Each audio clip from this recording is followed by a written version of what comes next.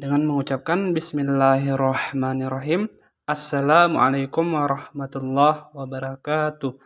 Perkenalkan, nama saya Nurul Hidayat. Saya merupakan mahasiswa pendidikan profesi guru Prajabatan gelombang pertama tahun 2023. Alhamdulillah saya berkuliah di salah satu universitas Sumatera, tepatnya di Sumatera Barat, yaitu Universitas Negeri Padang. Pada kesempatan ini, saya sedang menjalani mata kuliah Filosofi Pendidikan Indonesia di semester pertama. Selanjutnya, di mata kuliah Pendidikan Filosofi Indonesia, tentunya terdapat beberapa topik yang akan dipelajari oleh mahasiswa. Namun pada kesempatan yang sangat berbahagia ini, kita akan membahas terkhusus kepada topik pertama. Di dalam topik pertama, ada beberapa pembahasan yang sangat perlu kita pahami. Di antaranya, siapa saya sebagai guru, perjalanan pendidikan nasional berdasarkan perspektif dari Ki Hajar Dewantara, kemudian kontekstual perjalanan pendidikan Indonesia, serta refleksi diri mahasiswa, baik itu berupa soal yang dikerjakan di LMS mahasiswa sendiri, maupun soal-soal yang akan dikerjakan mahasiswa berdasarkan instruksi dari dosen yang bersangkutan. Baiklah, pada pembahasan pertama yaitu terkait siapa saya sebagai guru. Pernyataan tersebut akan dikembangkan melalui 3 faktor. Di antaranya refleksi diri, panggilan menjadi guru, dan komitmen diri. Untuk refleksi diri sendiri akan dijabarkan oleh beberapa soal. Soal pertama, pengalaman apa yang membuat Anda menjadi rindu bersekolah? Tentunya jikalah ditanya bagi mahasiswa, pada saat bersekolah tentunya memiliki sejumlah pengalaman yang ia membuat rindu akan pengalaman tersebut. Bagi saya pengalaman yang akan saya rindu yaitu kebersamaan dengan teman-teman saat mengikuti kegiatan-kegiatan di sekolah. Bagi saya sekolah merupakan salah satu instansi, salah satu lingkungan yang bisa mengajarkan saya akan kehidupan sebagaimana makhluk manusia yang mempunyai akal dan pikiran. Seperti di mana sekolah dapat menghasilkan kita bagaimana cara menghargai orang lain, bagaimana cara kita untuk bersosial, saling membantu, saling bergotong royong, dan saling merasa sakit jika ada teman, warga, dan masyarakat di sekeliling kita yang telah terkena musibah. Kemudian pertanyaan yang kedua, yaitu peristiwa apa yang membuat Anda merasa berkembang dan belajar sebagai seorang pembelajar? Bagi saya, peristiwa yang membuat saya berkembang di sekolah yaitu peristiwa adanya gotong royong di lingkungan sekolah. Dari peristiwa gotong royong itu saya belajar bahwa setiap ada kegiatan yang bersifat umum, jika dikerjakan dengan secara bersama atau gotong royong, maka pekerjaan yang berat akan terasa mudah. Bergotong royong di sini merupakan salah satu ciri-ciri masyarakat Indonesia, di mana gotong royong ini dimaknai sebagai gotong royong bekerja sama dalam hal-hal positif. Kemudian pertanyaan selanjutnya, siapa sosok guru yang menginspirasi Anda? Pertanyaan tersebut sangatlah susah. Akan tetapi pertanyaan ini menjadi renungan kepada kita juga sebagai mahasiswa, bahwa semua guru merupakan inspirasi bagi kita. Namun di antara guru kita pada saat bersekolah, tentunya ada satu yang lebih mendalam tentang inspirasi diri kita. Beliau adalah guru memang menjadi favorit kita. Bagi saya, sendiri, guru favorit saya adalah Bapak Yadi Darman SPD. Kemudian pertanyaan selanjutnya, apa pengalaman yang berkesan bersama guru tersebut? Jikalau ditanya tentang pengalaman yang berkesan bersama guru tersebut, itu tidak cukup untuk didiskusikan. Akan tetapi, hanya sekilas saja, hanya satu saja yang saya bawakan, yaitu dengan ketulusannya mengajarkan bagaimana disiplin, guru tersebut rela memberikan dan langsung mempraktekkan di depan saya sendiri apa yang dimaksud dengan disiplin. Mulai dari pakaian hingga tata krama di masyarakat. Beliau pernah juga memasukkan baju saya pada saat mau upacara, di mana pakaian saya tidak disiplin dan tangan beliau sendiri yang membuat baju saya disiplin. Dan kejadian itu merupakan hal yang tidak pernah dilakukan oleh guru sebelumnya. Dia membina siswa dengan tidak melalui kekerasan, akan tetapi dengan lemah lembut. Kemudian pertanyaan yang terakhir adalah, pernahkah Anda menduplikasikan atau mengadaptasikan yang dilakukan oleh guru tersebut di kelas yang Anda ampuh? Menurut saya, perilaku guru tersebut pernah saya lakukan, yaitu beliau suka memberi motivasi kepada anak didiknya. Hal tersebut pernah saya lakukan juga ketika semasa perkuliahan. Saya memiliki teman yang begitu banyak masalah. Oleh karena itu, saya mencoba membantu teman tersebut dan memberikan motivasi bahwa setiap ada masalah pasti ada jalan keluarnya, serta ada hikmahnya sendiri. Dan teruslah berjalan ke masa depan. Masa depan itu harus kita cari dan perlu adanya proses yang jernih.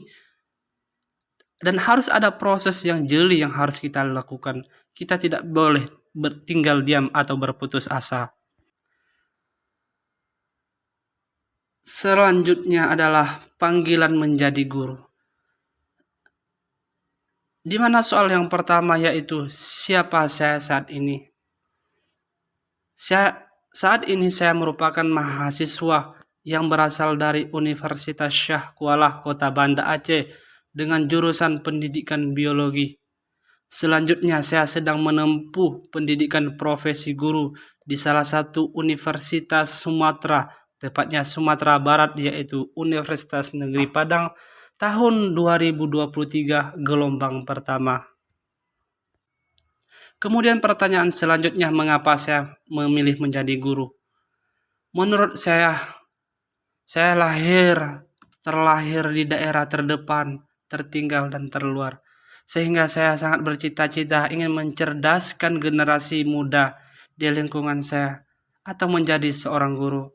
Hal tersebut telah menjadi cita-cita saya sejak adanya guru SM3T pada saat berada di bangku SMP, di mana beliau menceritakan kepada kami bahwa jika Anda ingin mengubah suatu kaum, jika Anda ingin mengubah diri sendiri atau suatu kaum, maka ubah dulu diri sendiri.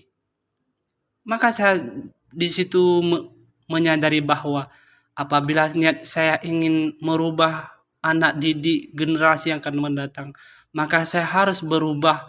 Bagaimana berubahnya? Yaitu dengan cara belajar, memperoleh pengetahuan, dan lain sebagainya. Sehingga apa yang telah saya capai dan saya akan kembangkan dan salurkan kepada generasi yang akan datang, terutama di lingkungan saya sendiri. Kemudian pertanyaan selanjutnya yaitu bagaimana saya bisa menjadi guru yang berpihak kepada peserta didik. Jawaban saya, salah satu alasan yang menjadikan saya selalu terinspirasi serta termotivasi menjadi guru yaitu jiwa empati terhadap masa depan anak didik yang begitu indah. Akan tetapi masa depan yang indah tersebut jika tidak dibina jika tidak dididik, jika tidak diarahkan, jika tidak dimotivasi, lambat laun akan menjadi masa depan yang suram. Hal tersebut sangat menjadi ketakutan kepada diri saya sendiri jika melihat seorang anak didik yang berada di sekeliling hidup saya terutama. Kemudian unsur yang selanjutnya yaitu komitmen diri. Dalam komitmen diri ini ada 3 hal yang harus ditanggapi. Yang pertama adalah why atau mengapa.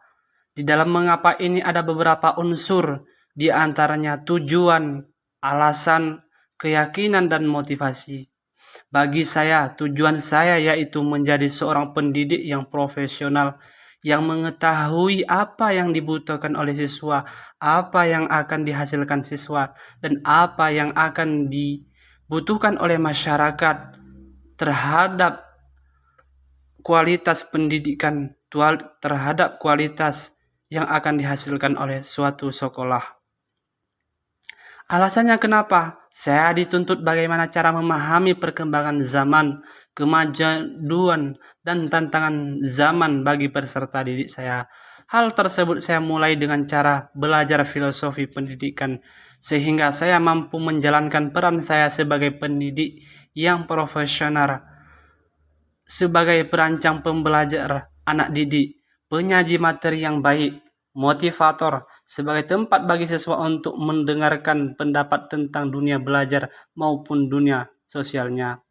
Keyakinan saya yaitu dengan adanya pengetahuan kemampuan saya sesudah belajar filosofi pendidikan nasional, maka saya mampu berperan menjadi guru yang khususnya di sekolah menengah pertama. Sedangkan motivasi saya yaitu ingin menjadi pemeran utama sebagai loncatan bagi anak didik saya. Hal tersebut dikarenakan peserta didik saya yaitu baru memulai masa pertumbuhannya dan perkembangannya, baik itu fisiknya maupun pemikirannya yang berada di sekolah menengah pertama. Oleh karena itu, saya harus membekali peserta didik saya dengan bekal sebanyak-banyaknya dalam mencapai kehidupan yang dimiliki, yang akan dilalui oleh anak didik saya yang akan di masa yang akan datang. Kemudian di sini ada bagaimana atau how, di dalamnya terkandung strategi dan kebutuhan.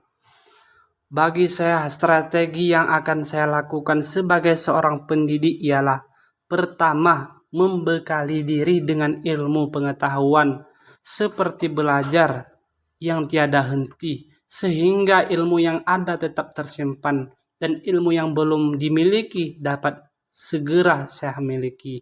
Kedua, membekali diri dengan ilmu teknologi kemajuan zaman,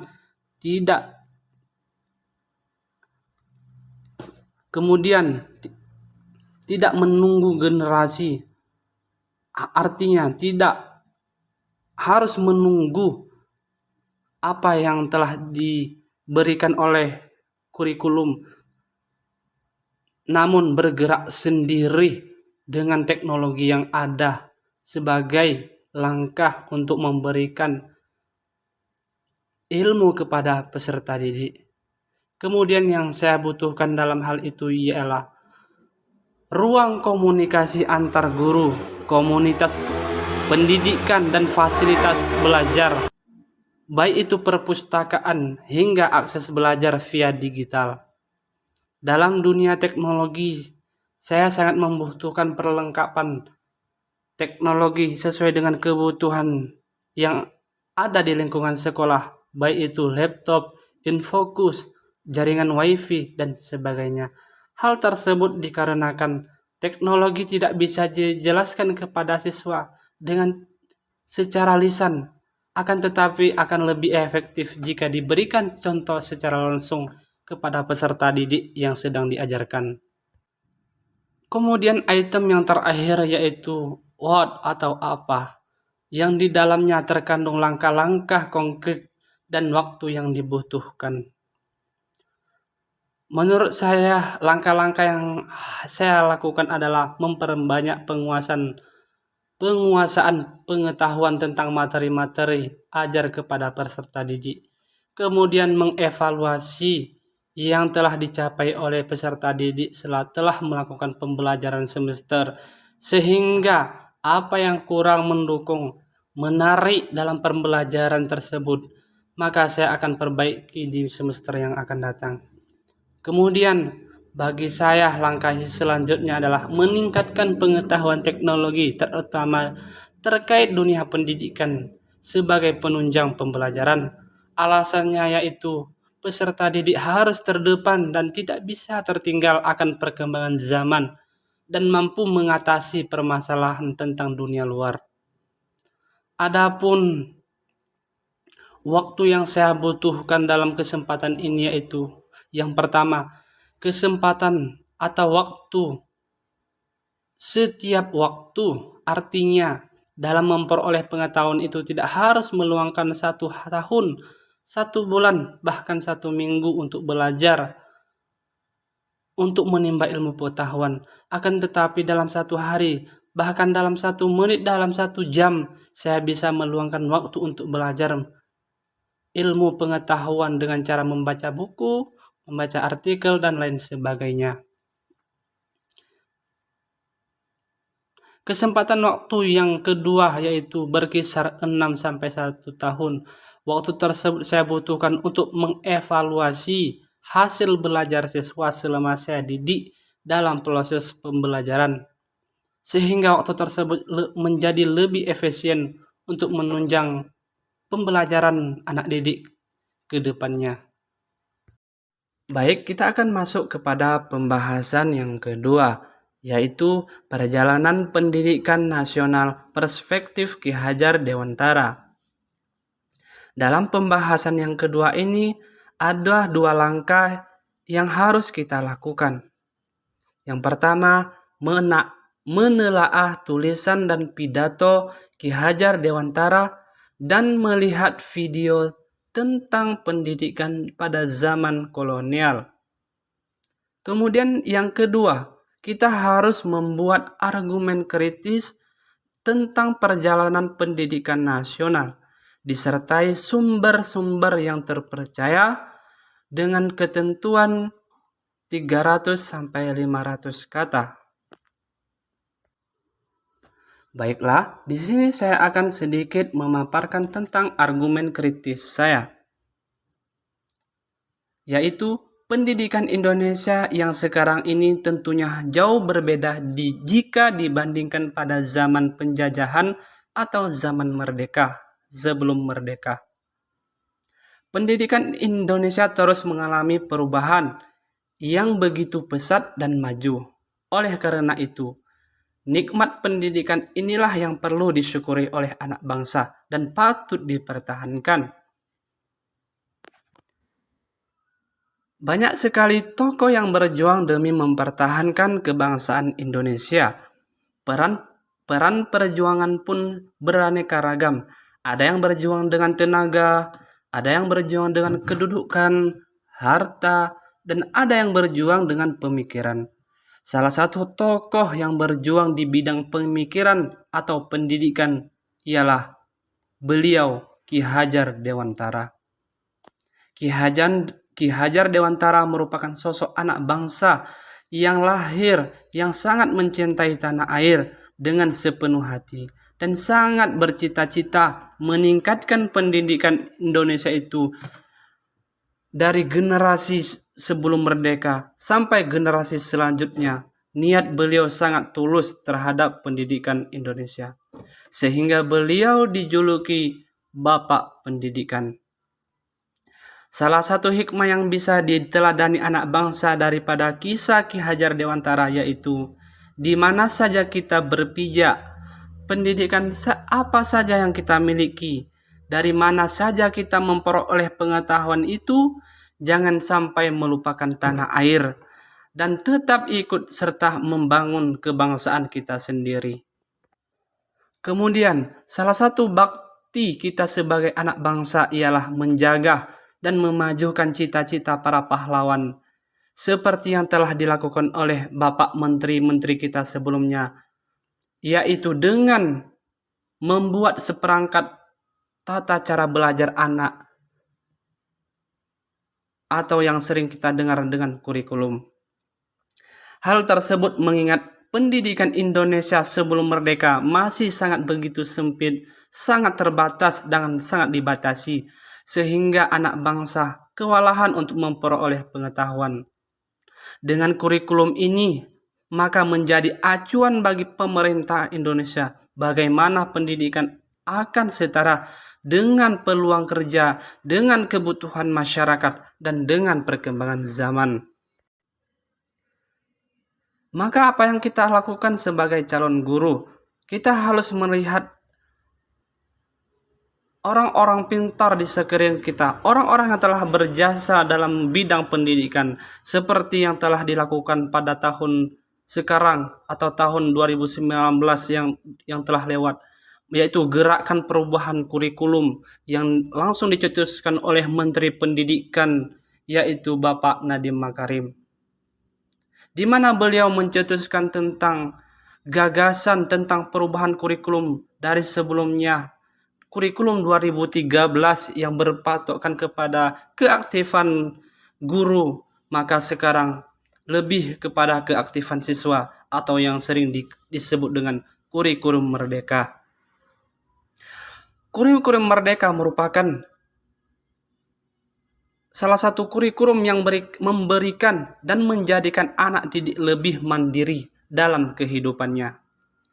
Kemandirian yang disebut kurikulum merdeka ialah memberikan keleluasan kepada anak bangsa untuk mengakses pengetahuannya dari mana saja, baik itu secara formal maupun non-formal. Selain itu, kurikulum merdeka juga mematokkan pengetahuan anak bangsa berdasarkan nilai pengetahuan saja.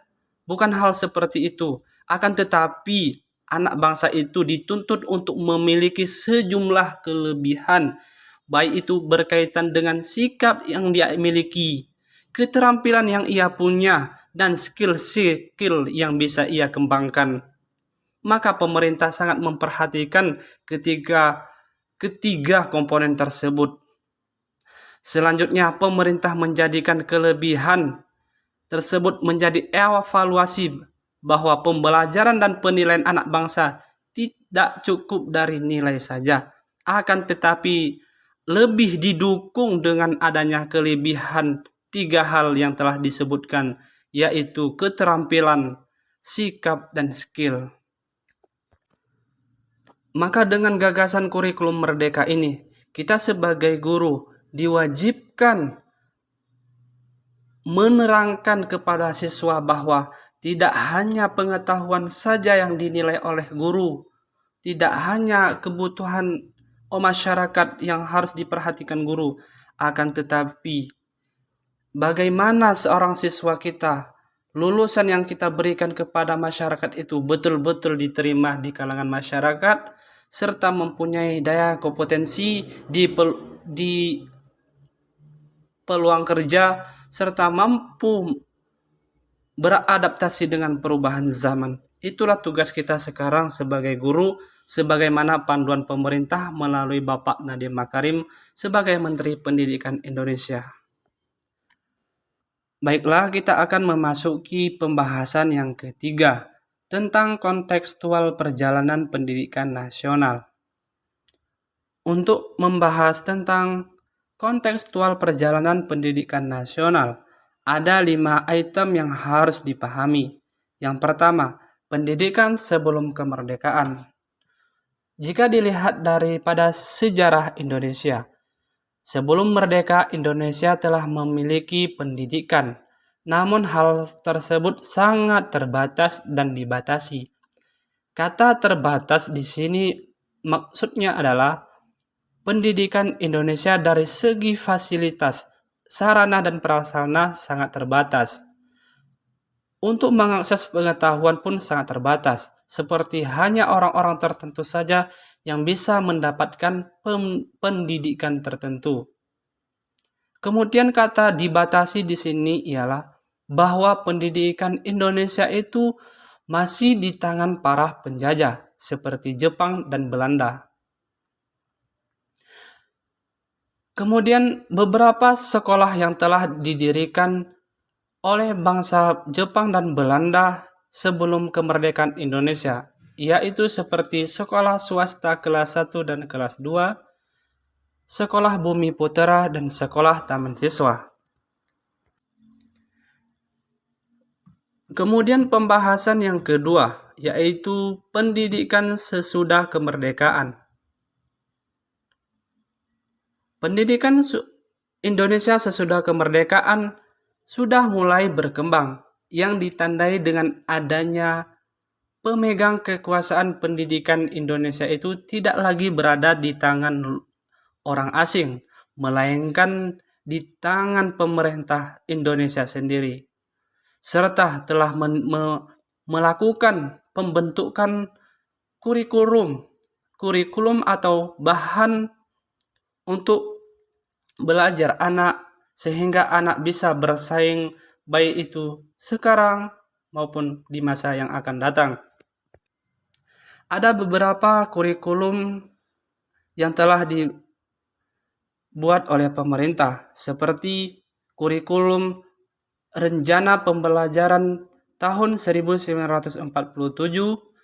kemudian Rencana Pembelajaran 1952, kemudian Rencana Pembelajaran 1964, kemudian Kurikulum 1968, Kurikulum 1975, Kurikulum 1984, Kurikulum 1994, Kurikulum berbasis komputer atau KBK tahun 2004, Kurikulum Tingkat Satuan Pendidikan atau KTSP tahun 2006, dan Kurikulum 2013, serta Kurikulum Merdeka. Pembuatan dan perancangan kurikulum tersebut didasarkan pada beberapa aspek yang telah diketahui pada pembelajaran sebelumnya, bahwa seiring dengan perjalanan dan perkembangan zaman, maka kebutuhan masyarakat, tingkat peluang kerja akan dievaluasi oleh pemerintah, sehingga generasi selanjutnya mampu bersaing sebagaimana orang-orang di luar sana yang bisa menyesuaikan diri dengan perkembangan zaman. Kemudian pembahasan yang ketiga, yaitu praktik pendidikan yang masih membelenggu Indonesia. Artinya apa? Pendidikan Indonesia yang telah dijalankan masih sangat membelenggu anak-anak peserta didik, bahkan masyarakat Indonesia. Hal tersebut karena masih terpaku dengan nilai atau standar yang telah diberikan oleh pemerintah, terpaku pada modul ajar, dan pendidikannya sangat berpusat kepada tenaga pendidik, dan pendidikannya tidak merata. Pembelajarannya tidak sesuai dengan minat dan bakat siswa, dan pendidikannya masih diatur oleh beberapa politisi. Itu sangat disayangkan sekali dan membuat membelenggu di masyarakat Indonesia. Kemudian pembahasan yang keempat, yaitu model pendidikan yang dapat melepas belenggu. Artinya apa? Jika ada pendidikan yang membelenggu, pasti ada solusinya yang dapat melepas belenggu tersebut, di mana pembelajaran di sini harus berpusat kepada peserta didik agar peserta didik lebih aktif. Peserta didiknya dalam hal segi skill dan bakat lebih nampak dan lebih ia tonjolkan sebagai kualitasnya sebagai seorang peserta didik. Kemudian pembahasan yang kelima atau pembahasan yang terakhir, yaitu model-model pendidikan yang ditawarkan oleh pemerintah Indonesia. Sedangkan yang ditawarkan oleh pemerintah yaitu bentuk model pembelajarannya, yaitu lebih kepada memerdekakan peserta didik. Dalam arti kata, Peserta didik bebas untuk melakukan dan berkarya sesuai dengan kompetensi dan bakat yang ia miliki. Peserta didik itu harus dilihat skillnya, bakat apa yang harus dikembangkan dari dirinya, sehingga dengan pembelajaran model ini skill yang ada pada diri siswa lebih dia utamakan sebagai penopang masa depan dia yang akan datang. Kemudian meringankan beban siswa yang banyak tugas setiap waktu pada saat bersekolah, di mana telah kita ketahui bahwa dalam satu hari saja siswa harus menguasai berbagai mata pelajaran, bahkan sampai 4-7 mata pelajaran yang ia harus kuasai. Dari beban tersebut maka siswa merasa bosan dan merasa terembani, serta berefek kepada bakatnya tidak lagi ia kembangkan karena dia harus menyelesaikan tugas-tugas yang telah ditentukan oleh kurikulum sebelumnya. Selanjutnya, menekankan kepada aspek kompetensi dan kebutuhan sosial, skill dan pedagogik, psikomotorik dan karakter peserta didik. Di sini dapat kita ketahui bahwa untuk menilai peserta didik, untuk mengembangkan peserta didik itu harus bukan dari segi banyak tugasnya, akan tetapi kita harus sebagai guru harus menanamkan kompetensi yang akan dibutuhkan pada saat ia berada di luar sekolah, pada saat ia berada di masyarakat, baik itu tingkat kesopanan sosialnya, skillnya, pedagogiknya, psikomotorik, dan karakter peserta didik sendiri. Maka oleh karena itu, yang ditawarkan pemerintah ini adalah meringankan beban siswa terhadap tugas-tugas yang begitu banyak di sekolah, namun mengalihkan kepada apa yang dibutuhkan pada saat siswa tersebut berada di luar sekolah. Baik, ini merupakan alur dari perjalanan pendidikan nasional sebelum dan sesudah kemerdekaan, serta pembahasan tentang praktik pendidikan yang masih membelenggu Indonesia, model-model pendidikan yang dapat melepas belenggu Indonesia, dan model-model pendidikan yang ditawarkan oleh pemerintah Indonesia dapat diakses melalui Google Drive di bawah deskripsi video ini. Baiklah, kita masuk kepada tahap refleksi. Dalam tahap refleksi, topik 1 terdiri dari 3 soal yang harus dikerjakan oleh mahasiswa. Yang pertama yaitu soalnya berbunyi, apa 3 hal baru yang saya pelajari dari materi perjalanan pendidikan nasional? Menurut saya, hal yang pertama yaitu perjalanan pendidikan Indonesia itu jika ditinjau dari sejarahnya begitu membuka mata hati kita bahwa dalam memperoleh pendidikan itu sangatlah sulit, apalagi bagi masyarakat kalangan bawah. Maka saya berterima kasih kepada pahlawan Indonesia yang telah berjuang dengan tenaga dan pikiran demi generasi bangsa Indonesia. Maka saya sebagai mahasiswa harus bekerja keras dan bersyukur bisa menikmati kemerdekaan belajar yang sekarang yang saya telah kerjakan. Kemudian yang kedua, hal yang baru sebagai cara untuk mempertahankan diri dan kelompok serta organisasi dan negara saya, maka hal yang perlu diperhatikan adalah tidak lain di bidang pendidikan.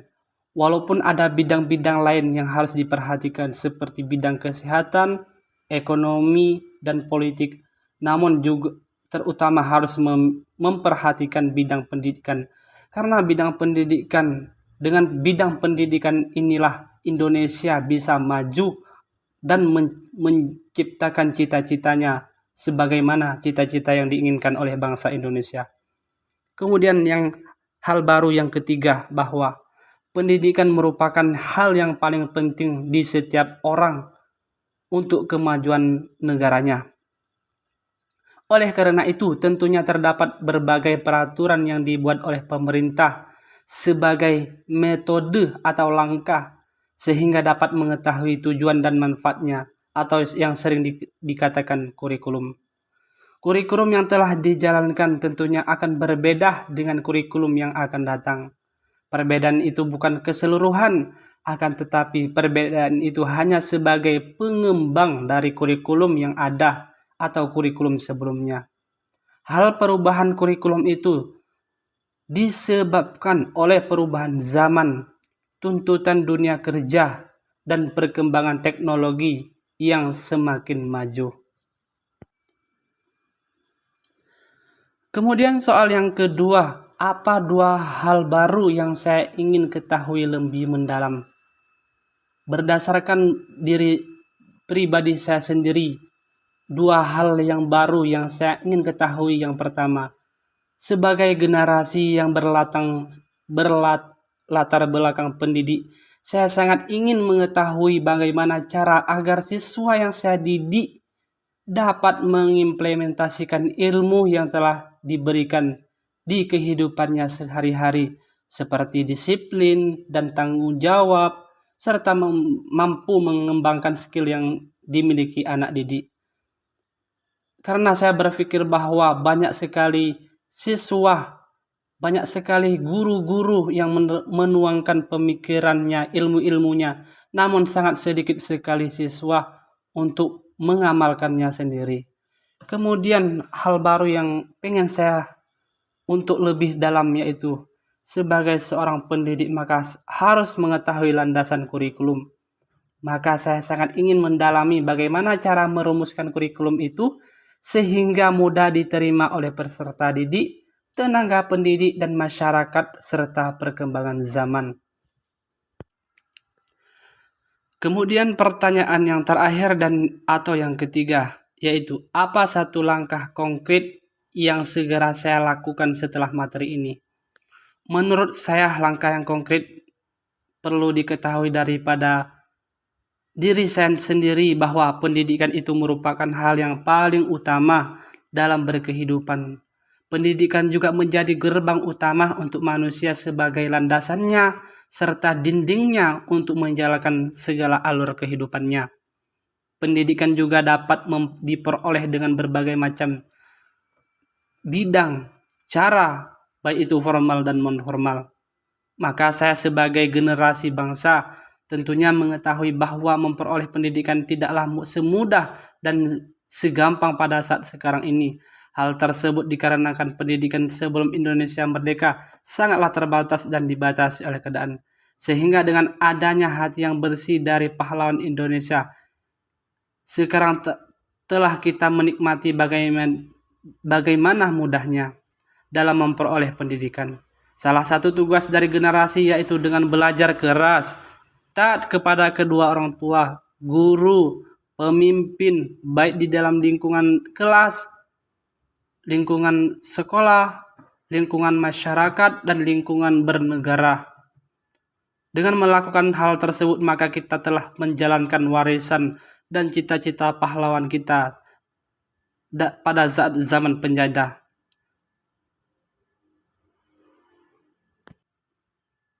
Dapat disimpulkan bahwa langkah konkret saya yaitu meneladani cita-cita pahlawan seperti dengan cara menaati pemerintah dari hal-hal yang positif seperti melanjutkan pendidikan, menuangkan segenap pengetahuan kepada murid-murid atau peserta didik dengan tidak mengembankan begitu banyak tugas, akan tetapi lebih mengembankan kepada skill, kebutuhan masyarakat, dan perkembangan zaman yang akan dihadapi oleh peserta didik ke depannya.